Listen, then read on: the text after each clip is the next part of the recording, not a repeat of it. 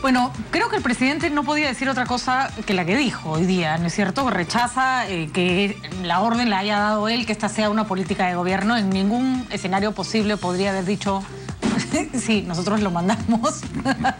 Pero creo que ha prometido pero por lo menos, a diferencia de otras ocasiones en las que hablan de cortinas de humo, montajes, esta vez ha hecho, pero se va a investigar a fondo de dónde sale todo este asunto. Bueno, lo primero que habría que hacer es preguntarle al ministro del Interior, porque parece que él es el que está mejor enterado de quién ha sido. En un Twitter, el ministro del Interior ha dicho que ha sido Alan García. Entonces, la gran pregunta es, ¿por qué el ministro del Interior no le pide a la Fiscalía que detenga a Alan García? Porque ese es un delito. Es que muy raro. No, o sea, es de locos. El ministro dice, ha sido él. El presidente dice, no sé quién ha sido. Entonces el ministro es el que tiene la obligación de ir con las pruebas a la Fiscalía y decirle, bueno, señor, el señor Alan García es el que ha arreglado a Marisol Espinosa. Y la Fiscalía ordenará su detención, pues, ¿no? Todo esto es un poco esquizofrénico, porque en la mañana, los que seguimos a Ana Jara en el Twitter, Ana Jara decía lo que luego ha dicho el presidente: no vamos a permitir acciones de este tipo dentro del gobierno, no trabajaremos hasta esclarecer el tema. Y Urresti decía, yo felicito a mis policías que han sido agredidos por los dioses del periodismo. Entonces, básicamente, nosotros nos habíamos inventado la noticia y no había ningún responsable y todo era un invento. Entonces, esto tiene que haber provocado una reunión de gabinete de emergencia, esto tiene que haber provocado un tipo de coordinación. En este tipo de crisis se sale, ahí apelo, Alfonso, a tu capacidad de analista en las comunicaciones, se sale con un discurso sólido. Y en este gobierno no pasa eso y el presidente pareciera tolerar esta voz distorsionante de Urresti. ¿Por qué?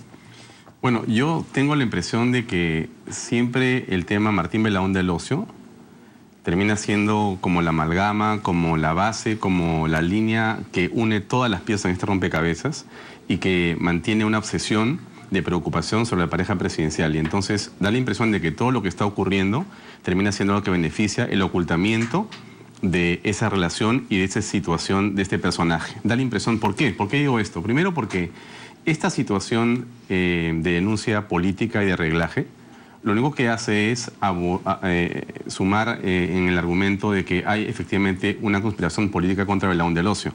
Él podría decir, en Bolivia, mira cómo está el Perú, que están persiguiendo a la propia vicepresidenta de la República, el propio gobierno, según lo que denuncia ella y según lo que ve ella, asqueada por el tema, ¿no es cierto? Y la prensa mira a todos los opositores que están siendo perseguidos, yo también, mira él, y entonces dense cuenta que efectivamente... mucha estrategia para Belaúnde del Ocio. Bueno, pero vale, es una buena tesis. En todo caso, sea porque lo hacen por defecto o por omisión, le dan un argumento. El hecho concreto es que funciona. Y ahí hay dos cosas que a mí me parece importante. A ver si coinciden conmigo. Una cosa es una cortina de humo fabricada expresamente, la Virgen que llora, ¿no es cierto? El escándalo de la vedette. Y otra cosa es sacar una denuncia, filtrar una denuncia sobre un tema que se tenía escondido, que se usa como cortina de humo, pero no le quita que su origen haya sido igualmente grave. Este sería el caso, porque el relaje es de noviembre. Alguien lo tiene ahí guardado y suelta la bomba para tapar en este momento una situación. Patricia, pero que hubo relaje en noviembre, hubo, sí, ¿no? pero ese es justamente lo que llama la atención. ¿Cómo es posible que el presidente de la República sepa que están arreglando a su vicepresidenta, que es la mano derecha del gobierno del país, y lo sabe desde noviembre, y no hace nada? Y solamente reacciona cuando la prensa independiente saca un reportaje por televisión. Y si no hacía este reportaje de la prensa, ¿qué pasaba? ¿Seguían investigando a la señora Espinosa? Eso es lo que tenemos que preguntarnos. ¿Cómo es posible que esto quede en el silencio y nadie diga nada? ¿Y los congresistas? Pero según un pana, él se ha enterado como nosotros sentados en su casa viendo la televisión. O sea, esa es su teoría, es que, ¿cierto? Patricia, en porque primer si lugar... dice, yo no fui, entonces... En primer lugar, Patricia, esto realmente es una falta de respeto a la autoridad que representa una vicepresidenta. Es inconcebible. Bueno, sí, y segundo, pero no solamente es la vicepresidenta. No es a todos. Es la congresista Condori, que también ha sido de... claro, para comenzar. Perú. Antes ha sido el señor del Castillo, que fue el que hizo la primera denuncia. Entonces ya vemos Mauricio Mulder. ¿Y lo de Rospigliosi en qué quedó? ¿Fue una fantasía? Y lo de Basombrío. Entonces, digamos, ya hay una especie de denominador común, ¿no es cierto?, de hilo que te dice que hay... digamos, por lo menos hay, digamos, en curso, ¿no es cierto?, varios reglajes que nadie ha sabido ni explicar ni ha dado una respuesta concluyente. El ministro Urresti ha dicho que esto no puede ser un relaje de la DINI, porque no son tan burdos, no van a parar. Guido, pero... yo apelo al sentido común, que es a veces el más inteligente y documentado de todos y el público que nos ve. ¿Alguien piensa que va a existir un documento firmado? El ministro va a firmar, el presidente tiene un acta con su huella digital diciendo efectivamente se llegan a tales y a tales y a tales? No existe eso. Eso es una orden verbal y hay un equipo en silencio que está trabajando. La pregunta es, ¿esto lo ordena quién? ¿Hay un poder paralelo? ¿Y quién es el poder paralelo dentro del gobierno? ¿Es cierto o no que es un poco burdo y un poco ineficaz el resultado de este reglaje, tal como ha dicho Urresti? ¿Había algo más burdo que la salita del CIN? Ya eso era...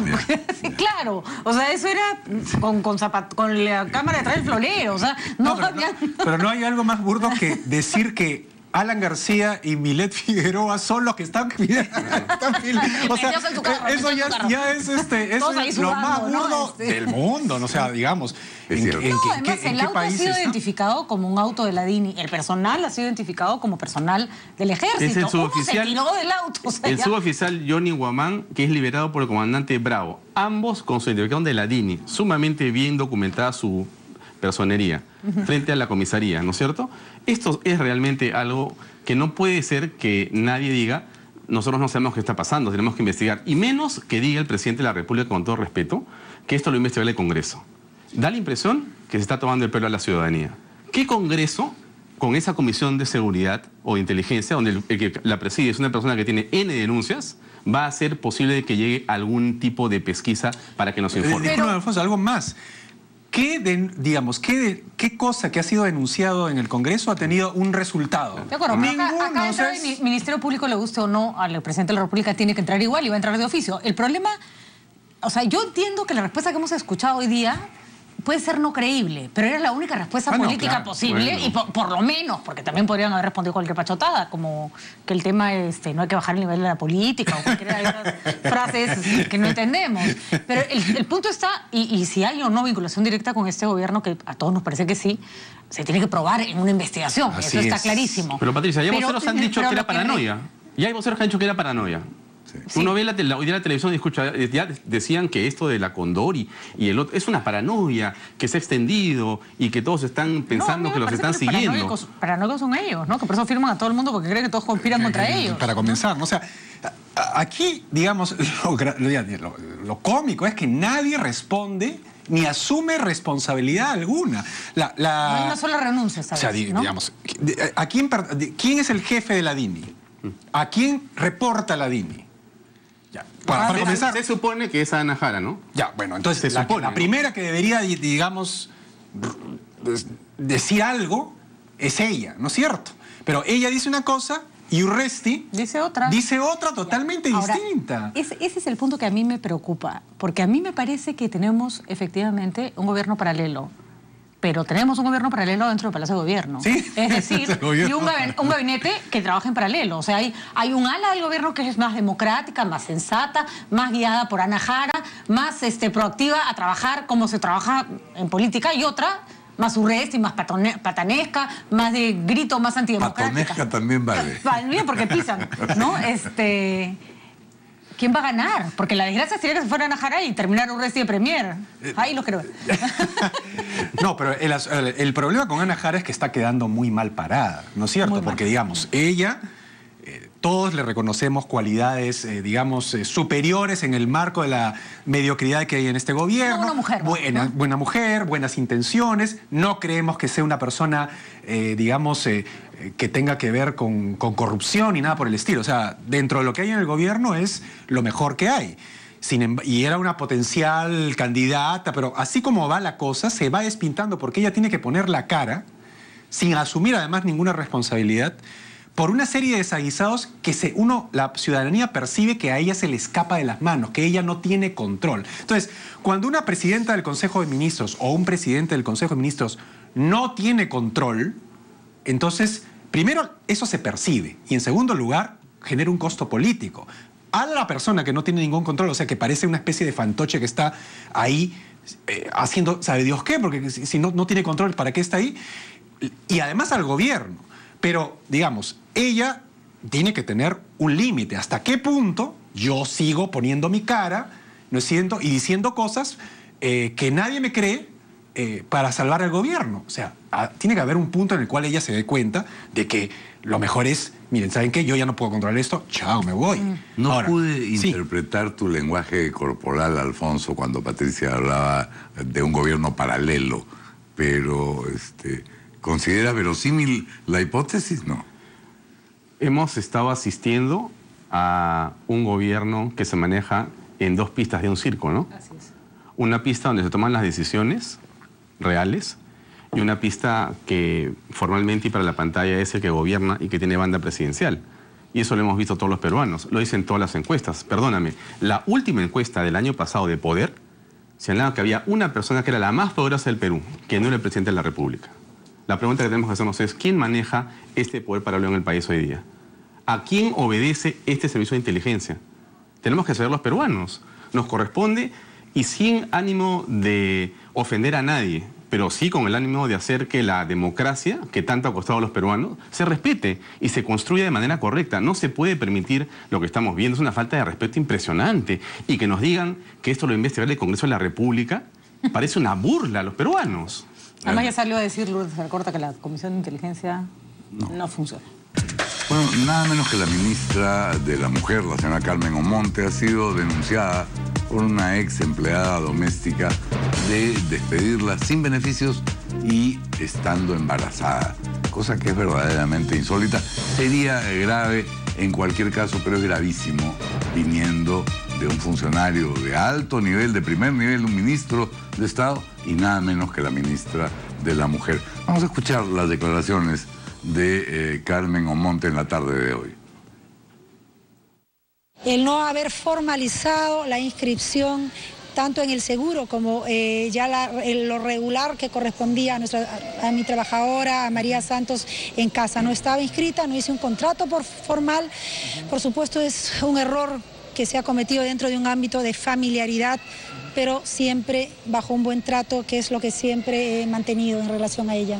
He pagado puntualmente una remuneración, he pagado la gratificación, he hecho las liquidaciones correspondientes, no he despedido a la trabajadora del hogar, pagué 1.200 soles de sueldo, 600 soles de gratificación. Reconozco un error, pero este error va a servir de aquí en adelante a que pueda asumir diferentes responsabilidades. Nunca he pretendido actuar de mala fe, pero evidentemente cometí un error. El lado bueno de esta noticia es que creo que hace pensar a todo el mundo la situación en la que tienen a las personas que trabajan en su casa, ¿no es Porque cierto? el problema real es que este trato o este maltrato de la ministra Omonte es una situación generalizada entre quienes tienen servicio doméstico y no se cumple, pero que no lo cumpla ella es especialmente grave. ¿No? Tenemos una breve comunicación con el abogado de la trabajadora del hogar, el doctor Luis Jade. ¿Cómo está, doctor Jade? Buenas tardes. ¿Cómo está? Muy buenas tardes. Bueno, para comentar las palabras de la ministra, más que nada, ¿no? Sí, claro. Bueno, qué bueno que haya reconocido su error de que a relevo de prueba, digamos, ella ya ha dicho que no ha formalizado a María. Eso nos alivia un poco. Lo segundo es pues que por más que haya reconocido su error, pues ella ha incumplido y ha causado un daño moral a mi representada. En este caso, pues consideramos que ella debe cumplir con regularizar lo que no regularizó, porque hemos visto ya en declaraciones del ex congresista Antero Flores Arauz que sí se podría regularizar su tema y cumplir también con pagar un daño moral por todas las cosas que ha vivido María en este tiempo. ¿De cuánto es el daño? ¿De cuánto es el monto que piden por daño moral? Estamos pidiendo 5.000 soles por daño moral. ¿Y ha habido alguna objeción de la ministra por aceptar esta indemnización? Bueno, yo aún no he tenido comunicación con la ministra. He tenido un contacto hace unos 40 minutos con el abogado de la ministra, el doctor Tulio Obregón, con el cual me ha pedido conciliar y hemos quedado en una reunión para el día de mañana. Muy bien, señor. Vamos a reunirnos y pues de acuerdo a ello se verá pues qué decisión se toma, ¿no? Muy bien, señor Javier. De verdad esperamos lo mejor para su representada. Aquí lo primero que hay que hacer es que se le haga justicia a la señora Santos. Y al costo político que acarreará esta denuncia para la señora Omonte, esa es otra historia. Pero esperemos que nos cuente que la negociación llegó a buen puerto y a la señora se le reconocieron todos sus derechos, ¿no? Tienes toda la... Claro, yo también espero que mañana tengamos pues un buen resultado de la negociación que podamos tener con el abogado de la ministra. Todo por el bien de María, sobre todo, ¿no? Yo sé Estaremos muy atentos y seguramente podremos informar en la noche de los resultados de esa reunión. Muchas gracias, doctor Jade. Gracias, doctor Jade. Bueno, es lamentable que estemos comentando una situación de estas, ¿no? Mira, yo quisiera decir que es sinceramente inaceptable el tema, ¿no? Es decir, creo que Carmen Omonte es una mujer guapa, inteligente, es una empresaria, es una mujer que destaca en muchos ámbitos. Ella es la lideresa de un partido político importante que sirve de base a este gobierno, es congresista de la República y es la lideresa en el Perú de las mujeres, es ministra de la mujer. No es poca cosa lo que ha ocurrido, entonces no podemos nosotros pasar esto por agua tibia, porque un político que es ministro paga con su cargo un error de este tipo. Esa es la verdad. Y entonces, para terminar, solamente quería decir lo siguiente, ¿no? Creo que es lamentable que haya ocurrido una cosa así, pero creo que en honor a las miles de Marías que hay en el Perú, la señora Omonte debería dar un paso al costado. En otras condiciones, y yo tengo un gran aprecio por Carmen Omonte, pero pasa lo siguiente, ¿no? En esta mediocridad a la que se refería Ricardo hace un momento de los ministros, en esta cantidad de escándalos que hay en el país, esto es como una pulga sobre el lomo de un elefante. Sí. No significa nada, y eso es inconcebible. Y además, y ahí me gustaría la opinión de Ricardo en este sentido, si se mezcla el tema político con el tema de la señora Santos puede terminar siendo usada y no recibiendo lo que le toca. Y eso, y el paso al costado que debía haber dado de motu propio la señora Omonte, serviría para que esto se arregle en el ámbito más privado, digamos, ¿no? Así es. Bueno, acá lo que está pasando es que es la comprobación que en el Perú no hay vocación de renuncia cuando alguien comete un error o mete la pata. O sea, ya nos hemos acostumbrado a que, bueno, ya alguien hace algo y, bueno, lo máximo es asumo mi error, pido disculpas y chao. Pero eso es grave, pues, porque es cierto, yo también quiero mucho a Carmen, soy amigo de ella, pero en este momento ella ocupa una función de Estado. Aquí ya no estamos hablando de amistades, estamos hablando de que hay una ministra que es, como dice Alfonso, la que representa precisamente que se cumpla la legalidad en el ámbito, pues, de la mujer. Y entonces no puede ser posible que en su propia casa se esté cometiendo ese tipo de legalidad. Eso me hace recordar a un caso en Estados Unidos donde precisamente no se me acuerdo si uno de los candidatos presidenciales tenía precisamente a una serie de empleadas que no le pagaba las tenía de ilegales, ¿no? Y entonces... Al Gore. Exactamente. Entonces pontificaba y hablaba y en la casa estaba... Ahora, yo insisto, sugiriendo lo que ustedes dicen respecto a lo inconcebible de que Carmen Omonte, a quien todos apreciamos, que es una práctica generalizada. Que es una práctica generalizada y que se liga con la ley laboral juvenil, ¿no es cierto? Porque el Ministerio de Trabajo, ¿qué capacidad tiene? ¿Cuántas fiscalizaciones en hogares ha hecho para ver la situación del servicio doméstico de esa familia? ¿Habrá hecho una al año? ¿Habrá algún caso de denuncias por una situación como la que estamos denunciando por el hecho de haber sido cometida por Carmen Omonte? Pero fíjate, mira, tú tienes toda la razón cuando dices que es una práctica generalizada. Por A o B razones, ¿no es cierto? En la idiosincrasia digamos, de muchos, ¿no es cierto? Uno considera que no hay que pagar esos derechos porque uno no es empresa, porque, en fin, X razones.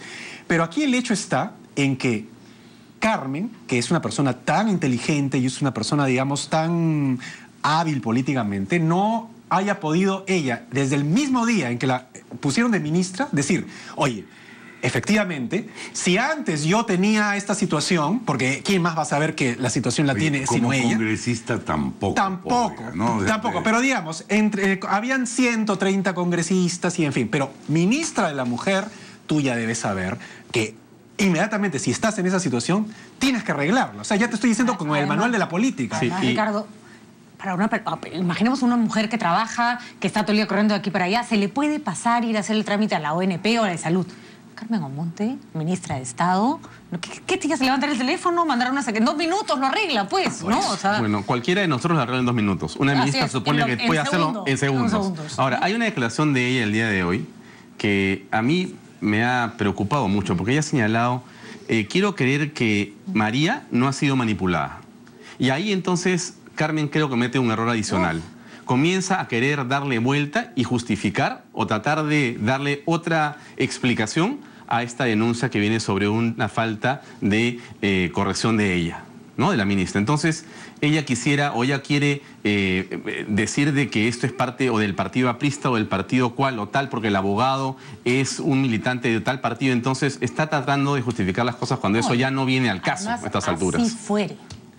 Bueno, así fuese estado manipulado. El hecho... El hecho no desaparece. El hecho sigue estando ahí. Por eso o sea, la falta sigue estando ahí. Por eso yo le pedí al abogado, concéntrese en su... Más grave que no tenerla asegurada, que no pagar los beneficios sociales, me parece el despido de una gestante, ¿no? Eso me parece particularmente grave y casi, digamos, sin sentimientos, ¿no? Bueno, van a ver si arreglan con 5.000 soles, ¿no? Quizá como gesto de repente la ministra podría darle un sueldo completo de un mes de los que gana la ministra a la señora María. Sería una manera de sentar un precedente para que las demás personas... Abogado de María. De verdad que le saldría muy bien. Muy a cuenta, porque sí, de verdad, ¿no? Pero o sea, es que hay que ser ejemplares, por favor, porque si no, estamos dando qué mensaje a la ciudadanía. Pero a mí también me ha incomodado esto de la estás manipulando. Primero porque además estás quitándole... En la argumentación de Ana Jara hay algo terrible. Las mujeres son incapaces de reclamar por sus derechos si no es porque alguien... ¿De Carmen Omonte quería decir? Sí, ¿qué dije? De Ana Jara. No, perdón, de Carmen Omonte. Las mujeres son incapaces de velar por sus derechos o defenderse si no es alguien que se aprovecha de la situación. O sea, por Dios, señor Omonte, hay miles de mujeres que pelean sus derechos solas y contra NCNs, no contra ministros, ¿no?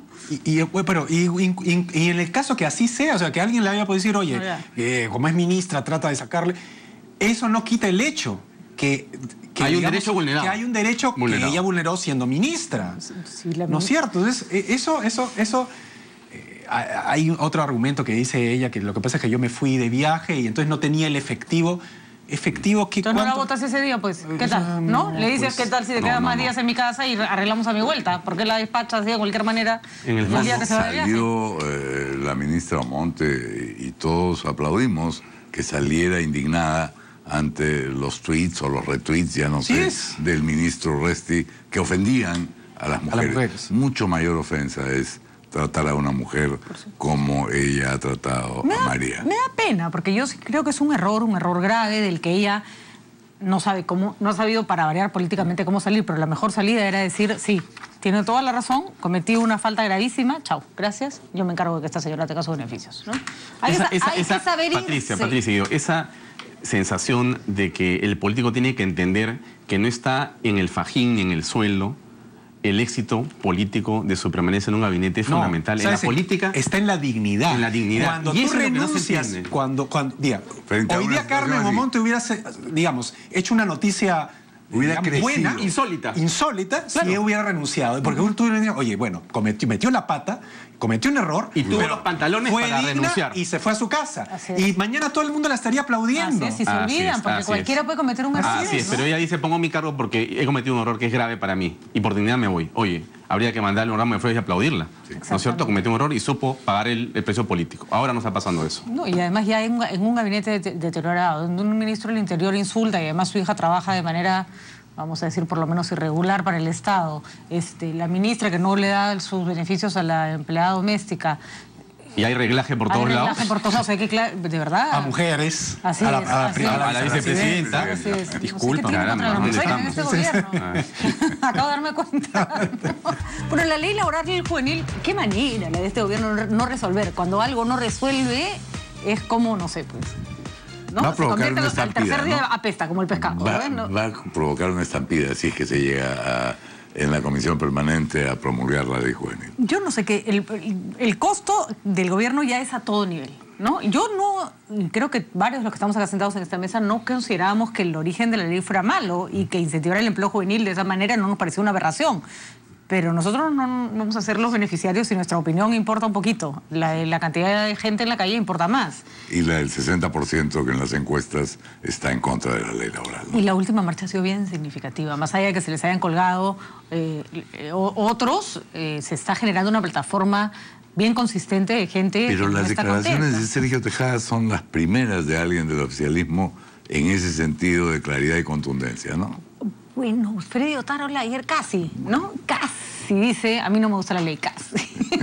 Pero Marisol Espinosa fue la primera en marcar una línea discordante, ¿no es cierto? Que había que corregir la ley, ¿no? Y el gobierno ha mantenido una posición inflexible y eso ha sido realmente algo para nada bueno. Pero esta ley Pero termina Marisol siendo... hace rato que parece la oposición. Bueno. Bueno, por eso le están arreglando. Sí, claro. Bueno, tiene todas las condiciones porque está marcando una línea distinta, pero además de eso, lo que tú ves en esta ley es que es prácticamente un cadáver político, ¿no? Estamos en comunicación telefónica con el congresista Sergio Tejada para que nos explique desde cuándo tiene esta posición, si la expresó al interior de su bancada, si la expresó en el Congreso cuando se debatió la ley juvenil y por qué esta declaración tan terminante que ha generado recién ahora. ¿Cómo está, Sergio? Buenas noches. Sergio, buenas noches. Hola, Guido, Patricia, ¿cómo están? Buenas noches. Bueno, no sé si tuvo ocasión de escuchar mi pregunta. Le decía que... Sí. Entonces... respondo. Mira, desde el principio en que se planteó el llamado paquete reactivador, yo planteé algunas dudas al interior de la bancada y al interior del Comité Ejecutivo Nacional. Yo pienso que frente a una situación de crisis internacional había que tener mucho cuidado con las medidas que se iban a plantear y orientarlo más a un incremento del gasto público, un incentivo del consumo. Entonces habían algunas políticas como la reducción del impuesto a la renta para los trabajadores que iban en esa dirección, pero otras que para mí no iban en esa dirección. Y fue la duda que planteé con respecto a los temas ambientales, por ejemplo, y los temas laborales.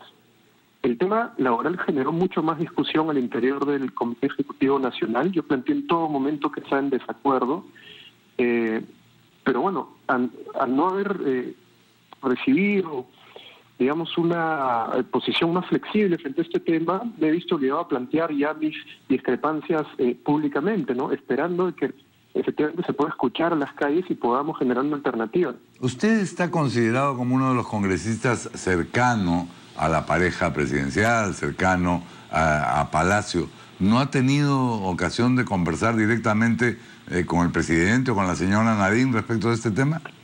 No he conversado hace un buen tiempo con el presidente. Sí hemos conversado con el presidente del partido en las reuniones del Comité Ejecutivo Nacional. Y es ahí donde he planteado siempre mis posiciones, ¿no? Y lo que yo he dicho es que no me parece adecuado entrar a hacer modificaciones en el tema laboral, más aún recortar derechos o beneficios sociales. Y anticipé que sí iba a venir un conflicto del tipo que tenemos ahora, ¿no? Entonces sí hago un llamado a que podamos escuchar ese malestar y que evitemos que se dé más confrontación y tengamos incidentes y movilizaciones y derogamos esta norma. Y ¿hay otros integrantes de su bancada que comparten la posición que usted tiene? Mira, el día que se votó, toda la bancada votó a favor y hubo 2 abstenciones, la mía, la de Celia Nicamba, y un voto en contra que fue el de Jaime Valencia. Los 3 yo me imagino que mantenemos la misma posición. No sé si ahora que se ha reflexionado mucho más sobre este tema haya otras posiciones discrepantes. ¿Los 3 se irían, Sergio?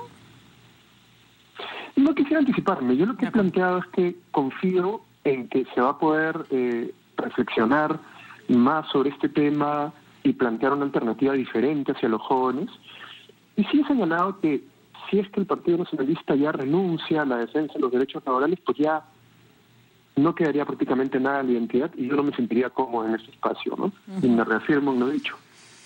Bueno, importantes declaraciones, Sergio. Gracias. Entonces estaremos al tanto de tu decisión y veremos cómo evoluciona este tema de la ley que está trayendo más problemas de los pensados. Gracias. Gracias por atendernos. Buenas noches. Muchas gracias. Bueno. Ahora, pues. Mira, yo creo que el señor Tejada es uno de los congresistas más conspicuos y más cercanos a la pareja presidencial, sin duda. Una partida del nacionalismo es simplemente una debacle realmente importante para el gobierno. No es una sola pieza, es uno de los pocos articulados que hay dentro. Es quizá uno de los últimos que queda, que tiene capacidad para poder exponer de alguna manera algún tipo de planteamiento. Su salida sería un desastre para el gobierno, pero eso es parte, nuevamente, de un desorden interno, de las pugnas internas y de la falta de liderazgo. En el Congreso no hay liderazgo. Perdóname la interrupción, Alfonso, pero independientemente de que se vaya o no el señor Tejada, lo que parece evidente es que Marisol Espinosa ya no forma parte de la bancada y entonces entramos a esta etapa final del gobierno. Guido, interesante lo que dices tú, pero también tiene una cosa, y da la impresión que Ana María Solórzano tampoco tiene manejo en el Congreso. Y entonces estamos diciendo que presidenta del Congreso, en este momento, está prácticamente sitiada por la gente que levanta la mano y dice, yo no estoy de acuerdo y me voy. Y ella no tiene cómo articular. Eso es un desastre. Porque fue elegida con fuerza. Sí, exacto. Entonces, como no había un consenso. La fórmula Ramos Heredia no funciona. No, pues, no funciona. No, era siempre un consenso. Al final te vas de cara. Otra vez el poder paralelo. Así es. Ahora, independientemente de las renuncias que evidentemente van a seguir complicando si es que se producen, digamos, la situación del gobierno, sobre la ley, yo pienso lo siguiente, la ley en sí misma ya no tiene ningún sentido. O sea, ya esa ley se desfondó. Pero, ojo, la protesta también ya se está desfondando. Esa es mi particular opinión. ¿Por qué? Porque el gobierno ha visto, y la protesta se desfonda porque se ha agotado en sí misma. No ha surgido de esa protesta juvenil ni un solo líder identificable de esa protesta. Muy buen punto. Nada, ni un líder. Entonces, cuando hay un líder que surge, entonces las protestas tienen vida, comienzan a ser vitales. No, Camila Vallejos. Exactamente. ¿No? Pero en esta no. Tú no puedes identificar a un solo líder juvenil que haya salido en las 4 marchas. Entonces, el gobierno, como muchas personas que, digamos, algo vemos en la política, ya se ha dado cuenta que puede venir la 5ª marcha, la 6ª marcha, la 7ª marcha, y no pasa nada. Hasta que aparece. Hasta que aparece, eso sí. Por eso te digo, hasta ahora no ha aparecido. Ahora, la pregunta es, generalmente aparecen al principio, no aparecen ya cuando ya están las marchas exhaustas. Entonces, ni la oposición, en este caso estos jóvenes que han salido y los dinosaurios que se prendieron y que le arruinaron la última marcha, ¿no es cierto? Porque esa es la verdad. Ellos han tenido digamos, la astucia o pericia política de hacer de la marcha, digamos, una plataforma, no solamente contra la ley Pulpín. Una reflexión sobre esto que dices para que con una pincelada podamos terminar el tema. Si se va Sergio Tejada y probablemente otro de la bancada, porque el gobierno insiste en promulgar la ley, eso es un desastre. Si el gobierno da marcha atrás respecto de la ley, también sufre una grave derrota política. No, pero yo creo que el gobierno debe de recular y debe buscar conseguir un camino alternativo. Tiene que hacerlo. No puede continuar como está. Lo que dice Ricardo no solamente es cierto en el sentido de que no hay líderes, pero el problema para mí es que esta marcha que viene, que es la 5ª, va a comenzar a mutar. Es decir, ya no estamos con la ley Pulpín solamente, sino que comenzamos a buscar otras razones también para marchar y las hay de sobra. Hay que leer los periódicos nada más para ver el tipo de indignación que puede generar lo que está pasando en el país con respecto a los jóvenes, que son una esperanza para marchar justamente por todo esto. Entonces, el gobierno está jugando con fuego. Y entonces lo que tiene que hacer el gobierno ahora es desactivar las marchas. Y si la ley Pulpín es el problema del combustible principal, una marcha atrás, que hable con Otárola, que hable con el ministro de Economía y que vean cómo reformulan el tema hacia adelante. Una cosa importante, esta iniciativa legislativa de la ley Pulpín, lamentablemente, no tuvo los canales abiertos hacia esos jóvenes que suponían a beneficiarse. Entonces es inconcebible que una ley que te va a beneficiar a ti, siendo tú trabajador, no tengas nada que opinar ahí al momento que la ley se promueve. Es una barbaridad más, es increíble. Bastante complicada la situación y efectivamente el Congreso se vuelve absolutamente inmanejable, ¿sí? Con cada vez menos nacionalistas, ¿no? Complicado, ¿no? Y con una señora que tiene que consultar por teléfono cómo se toman las decisiones, ¿no? Que está ocupada peleándose con otras señoras. ¿No? Bueno, verdaderamente conmocionados por lo ocurrido en Argentina con la muerte de Alberto Nisman, el fiscal que había acusado a Cristina Kirchner por encubrimiento del gobierno iraní, responsable, según todas las investigaciones, del ataque producido contra la AMNIA, la Mutual Judía de Buenos Aires, en 1994, hace 20 años.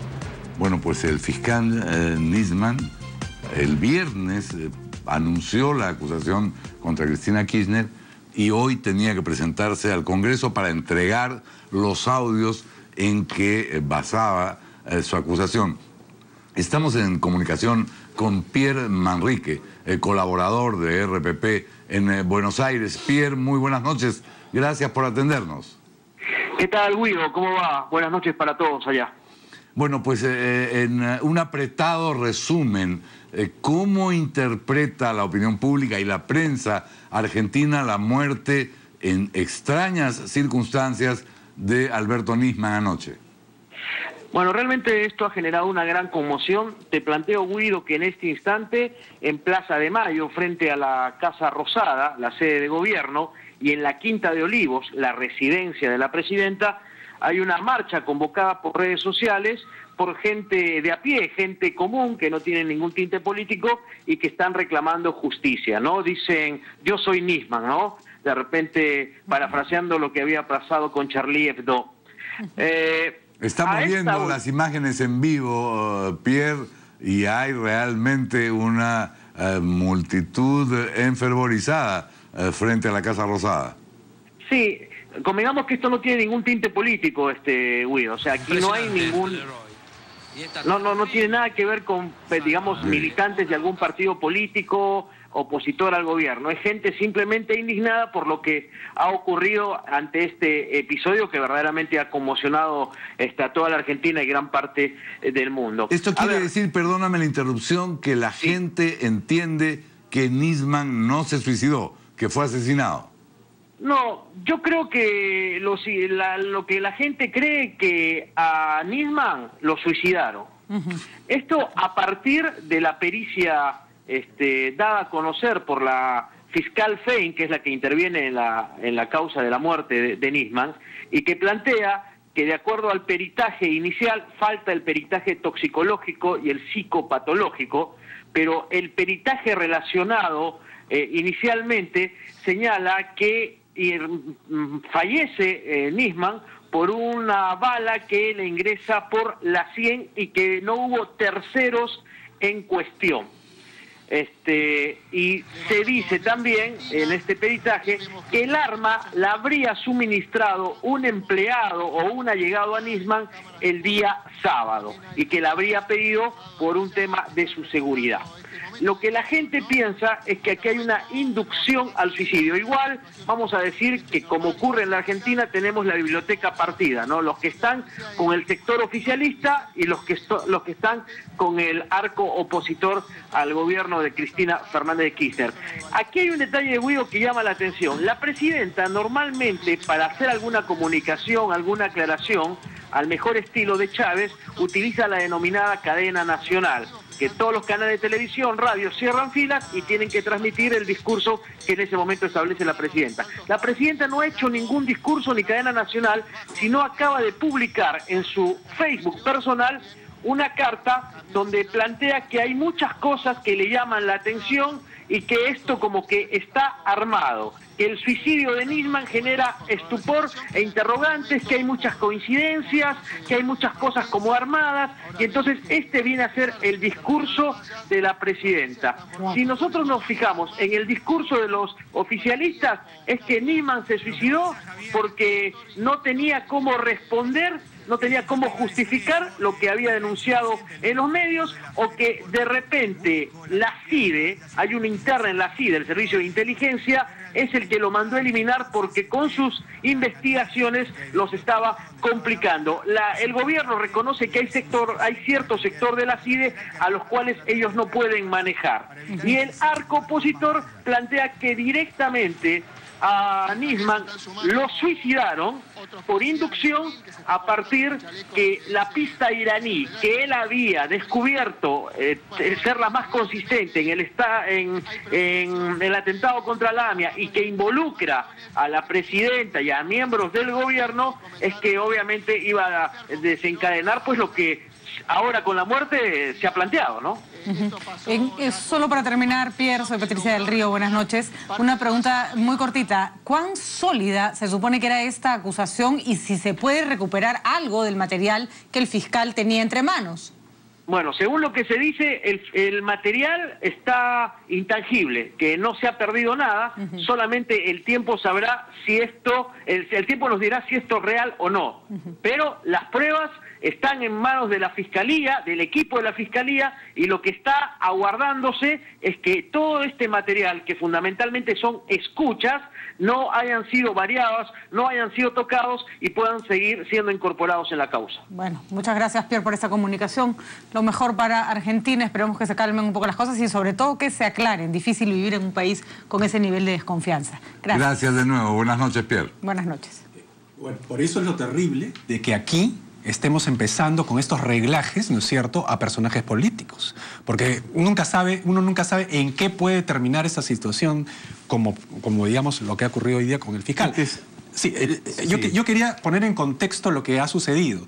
En 1994 sucede un atentado criminal en Buenos Aires contra la Mutual israelita, AMIA, donde hay 80 muertos, si no me equivoco. 85 muertos, ¿verdad? Y se descubre que quienes han perpetrado el atentado son el grupo Hezbollah, pero manejado desde Irán, ¿no es cierto? Y a través de estos últimos 20 años, Argentina y los presidentes argentinos y la justicia argentina ha estado en un entredicho, ¿no es cierto?, para traer a los culpables que han sido identificados como miembros del servicio secreto iraní, etcétera, etcétera. Entonces, en el año 2014, si no me equivoco, 2013, ya estando Cristina Fernández en el poder, ella quiere restablecer las relaciones con Irán, quiere, digamos, de alguna manera... Petróleo por granos, y entonces firma un memorándum de entendimiento. Y en ese memorándum de entendimiento se supone, eso es lo que quiere acusar el fiscal... En la negociación de ese memorándum exactamente, se decide olvidar. Se decide, digamos, ya tapar, echar tierrita al asunto. Planchar sobre el problema. Y listo, y se acabó. Entonces, eso es lo que el fiscal iba a denunciar, ¿no es cierto?, este día de hoy ante el Congreso, y muere el fin de semana de un balazo en la sien, cuando, digamos, no había nada que uno pueda advertir sobre, digamos, intentos de suicidio del fiscal o algo así. O sea, ha sido algo totalmente inesperado. Todo indica lo contrario. Había dado indicaciones a su chofer para que lo pasara a buscar y tenía esa presentación. Es un equivalente a Vilca Toma, ¿no? Pero Vilca Toma es una procuradora, ¿no? Él es fiscal, ¿no? Pero por eso tiene tanta, digamos, relevancia y peligrosidad que algo ocurra tan cerca y de esta manera, ¿no? Es decir, alguien que tiene pruebas que son contundentes o por lo menos sumamente bien documentadas y que es la persona que investiga durante años este caso y que está a punto de decir cuál es la versión de las cosas y acusar, lamentablemente y repentinamente e inoportunamente desaparece, ¿no? Además, ¿cómo la respuesta equivocada nuevamente genera mayores suspicacias, ¿no? La señora Cristina Fernández no ha lamentado la muerte públicamente, no ha salido a decir soy la primera interesada en que se sepa la verdad porque esto me pone como primera sospechosa, si no se ha puesto a especular. Y te quiero decir algo, Patricia, el 9 de noviembre del 2013 se produjo en Argentina una de las marchas convocadas por las redes sociales en protesta contra el gobierno de Cristina Kirchner más grandes que recuerda América Latina en la época de las redes sociales. Ahora, de manera espontánea, nuevamente, como protesta, han salido la gente a las calles. Esto va a ser el detonante de una acción sumamente complicada para ese gobierno. Vamos a ver cómo lo manejan, pero tal y como vemos, da la impresión de que no va a ser nada bueno para la democracia en ese país. Estamos viendo en pantalla el Face de Cristina Kirchner que dice: otra vez tragedia, confusión, mentiras e interrogantes. Como señalaba Patricia, ni una palabra para lamentar la muerte del fiscal y para dar indicaciones de una investigación seria y profunda, ¿no? Ojo con la misma coincidencia de argumento que se ha utilizado desde este gobierno para tapar ciertas cosas. Todo esto parece montado, demasiada coincidencia. Por la oposición. O sea, lo que pasa es que se empieza a usar ese San Benito, patrón, ¿no? Ese patrón, hasta que patrón. terminan diciendo cosas como que la gente se mata, se elimina, se autoelimina. autorreporta. Exactamente, ¿no? En el gobierno de Fujimori lo vimos a unos límites espeluznantes. O sea, estaban ahí las pruebas y el gobierno lo negaba como... O sea, estamos viendo como un en directo, desparpajo, ¿no? el programa Dos Voces de la televisión argentina, que da cuenta de marchas de protesta en todo el país. No podía ser de otra manera, ¿no? Hay una situación que me imagino que si nos indigna a nosotros a la distancia, el ¿cómo les impacto que indignará a tiene ellos, que causar en la ciudadanía argentina es muy grande. Ahora, y más allá del involucramiento de Cristina Fernández en este tema, ¿no? Te tienes que comportar como presidente de un país, ¿no? Tienes que salir a dar la cara y poner orden, no asusar más el sobre ambiente, todo, ¿no? la primera, digamos, perjudicada con la presentación hoy día del fiscal en el Congreso era ella. Entonces, ella es la que debe, digamos, ser la principal interesada en calmar las aguas, etcétera. Y no decir que, digamos, hay un sector de la inteligencia que el gobierno no puede controlar. Entonces, discúlpeme, ¿qué cosa es la AAA? Es otro poder paralelo. Entonces. Claro, exactamente, El es un discurso poder del poder paralelo. Por eso digo la coincidencia, obviamente la magnitud. Ojalá este fiscal hubiera sido chuponeado y no hubiera terminado perdiendo la vida, ¿no? O sea, pero el patrón se repite, ¿no? Otra vez. La indignación creo que tiene el mismo origen.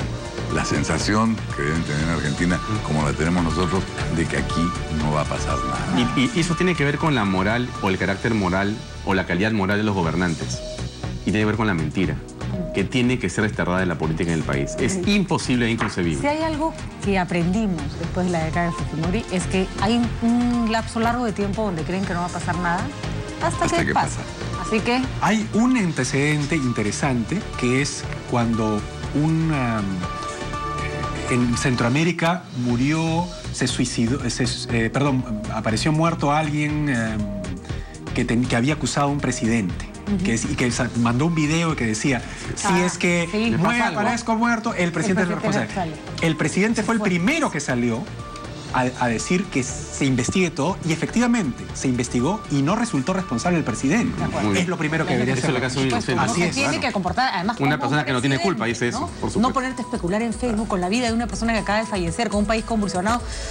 Nos ganó el tiempo, tenemos que despedirnos. Martín Belaún del Ocio dice desde Bolivia que es perseguido por el gobierno, pero vamos a tener largas semanas para hablar del tema Martín Belaún. Sí, hoy día había temas más importantes, que el señor se construya su tesis de perseguido en otro momento.